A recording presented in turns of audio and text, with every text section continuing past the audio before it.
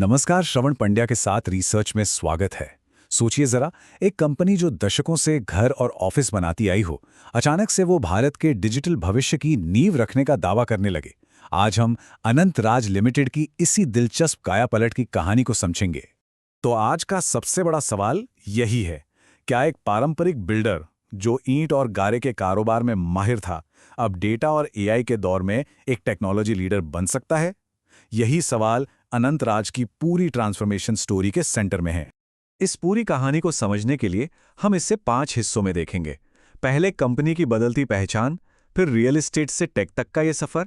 इसके बाद जाहिर है हम आंकड़ों पर नजर डालेंगे, फिर देखेंगे कि निवेशक क्या सोच रहे हैं, और आखिर में भविष्य के मौके और जोखिम क्या हैं। तो चलिए पहले हिस्से से शुरू करते हैं, एक कंपनी और उसकी दो बिल्कुल अलग पहचानें। देखिए, पहले अनंत राज मतलब एक रियल एस्टेट डेवलपर, घर बनाना, कमर्शियल प्रॉपर्टीज बनाना।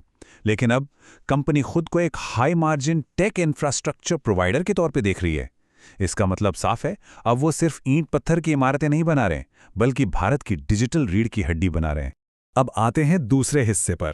सवाल यह है कि ये बदलाव सिर्फ कागजों पर है या जमीन पर भी कुछ हो रहा है। चलिए कंपनी की डेटा सेंटर स्ट्रैटेजी को थोड़ा करीब से समझते हैं। और एक बात समझनी होगी, ये कोई छोटा मोटा साइड प्रोजेक्ट नहीं है। ये कंपनी के भविष्य पर खेला गया एक बहुत बड़ा और स्ट्रेटेजिक दाव है। अनंतराज दरअसल भारत की बेतहाशा बढ़ती डेटा की भूख पर दाव लगा रही है। तो आज की तारीख में कंपनी के पास 28 मेगावाट की ऑपरेशनल डेटा सेंटर कैपेसिटी है। ये तो बस शुरुआत है। लेकिन यहां से उनका लक्ष्य देखिए, 2028 तक इस आंकड़े को 117 मेगावाट तक ले जाने का प्लान है। ये 4 गुना से भी ज्यादा की छलांग है। और बात यहीं खत्म नहीं होती, कंपनी का लॉन्ग टर्म विजन तो और भी विशाल है, 357 मेगावाट। अगर वे ये लक्ष्य हासिल कर पाते हैं तो अनंतराज इस सेक्टर के सबसे बड़े खिलाड़ियों में से एक बन जाएगा, इसमें कोई शक नहीं। अब जो बात इस योजना को और भी दिलचस्प बनाती है, वो है उनका सोलर पावर इकोसिस्टम। सोचिए, कंपनी अपने डेटा सेंटर्स को चलाने के लिए खुद का सोलर पावर प्लांट बना रही है। इससे न केवल बिजली का भारी भरकम खर्च कम होगा और प्रॉफिट मार्जिन बढ़ेगा, बल्कि ये एक सस्टेनेबल बिजनेस मॉडल भी है। वाकई एक स्मार्ट मूव।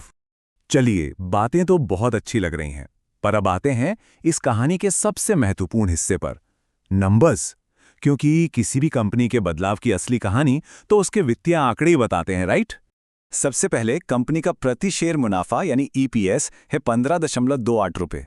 लेकिन इससे भी ज्यादा प्रभावशाली बात है मुनाफे की ग्रोथ रेट, 30% से भी ज्यादा।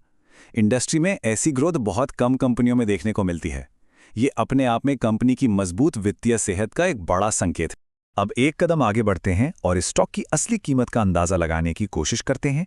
इसके लिए हम वैल्यू इन्वेस्टिंग के पितामह बेंजामिन ग्राहम के एक प्रसिद्ध फॉर्मूला का इस्तेमाल करेंगे। ये फॉर्मूला हमें ये समझने में मदद करता है कि किसी कंपनी की मौजूदा परफॉर्मेंस के हिसाब से उसकी वाजिब कीमत क्या होनी चाहिए। यह है ग्राहम का फॉर्मूला, V = EPS × 8.5 + 2G। यहाँ V वो वाजिब कीमत है जिसे हम ढूंढ रहे हैं, EPS हमें पता है प्रति शेयर आय, और G है कंपनी की अनुमानित विकास दर। फॉर्मूले में जो 8.5 है उसे एक बिना ग्रोथ वाली कंपनी का बेस PE रेशियो माना जाता है, और 2G ग्रोथ के प्रीमियम को दिखाता है। तो चलिए अब नंबर्स को इस फॉर्मूले में डालते हैं। ईपीएस है 15.28 रुपये और विकास दर, जैसा कि हमने देखा, 30% से अधिक है। इन आंकड़ों को फॉर्मूले में रखने पर अनंत राज की आंतरिक कीमत लगभग 727 रुपये निकलकर आती है। और ये नतीजा बहुत दिलचस्प है। जैसा कि इस चार्ट में दिख रहा है, स्टॉक का मौजूदा बाजार मूल्य लगभग 433 रुपये है, जबकि हमारी गणना के अनुसार इसकी आंतरिक कीमत 727 रुपये के आसपास आती है। ये ग्राहम के मॉडल के हिसाब से एक महत्वपूर्ण संभावित अंडरवैल्यूएशन की ओर इशारा करता है। अच्छा, ये तो हुई हमारी बात, पर इस बदलाव की कहानी पर कौन-कौन भरोसा कर रहा है? क्या बड़े और समझदार निवेशक इस बारे में कुछ सोच रहे हैं? अगर हम कंपनी के शेयर होल्डिंग पैटर्न को देखें तो एक बात साफ नजर आती है, प्रमोटरों के पास 57% से ज्यादा हिस्सेदारी है। ये एक बहुत ही पॉजिटिव साइन है, क्योंकि ये दिखाता है कि जो लोग कंपनी चला रहे हैं उन्हें खुद इसके भविष्य पे पूरा भरोसा है। इतना ही नहीं, FIIs यानी विदेशी संस्थागत निवेशक, और DIIs यानी घरेलू संस्थागत निवेशक, जिन्हें अक्सर स्मार्ट मनी कहा जाता है, वे भी हाल ही में अपनी हिस्सेदारी बढ़ा रहे हैं। ये इस बात का संकेत है कि बड़े और प्रोफेशनल निवेशक भी कंपनी के इस नए विजन को लेकर उत्साहित हैं। वित्तीय अनुशासन के मामले में भी कंपनी ने शानदार काम किया है। पहले कंपनी पर काफी कर्ज था, लेकिन अब उन्होंने इसे भारी मात्रा में कम कर दिया है और अब वे नेट कैश पॉजिटिव बनने की राह पर हैं। इसका मतलब है कि उनके पास कर्ज से ज्यादा कैश होगा। ये एक बहुत मजबूत बैलेंस शीट की निशानी है। चलिए, अब इस पूरी कहानी को समेटते हैं।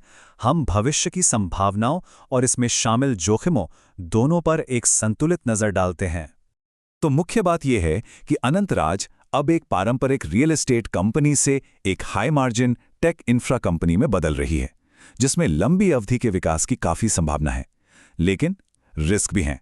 सबसे बड़ा जोखिम यह है कि क्या कंपनी अपने प्रोजेक्ट्स को समय पर पूरा कर पाएगी और क्या वो तेजी से बदलती टेक्नोलॉजी के साथ कदम से कदम मिलाकर चल पाएगी।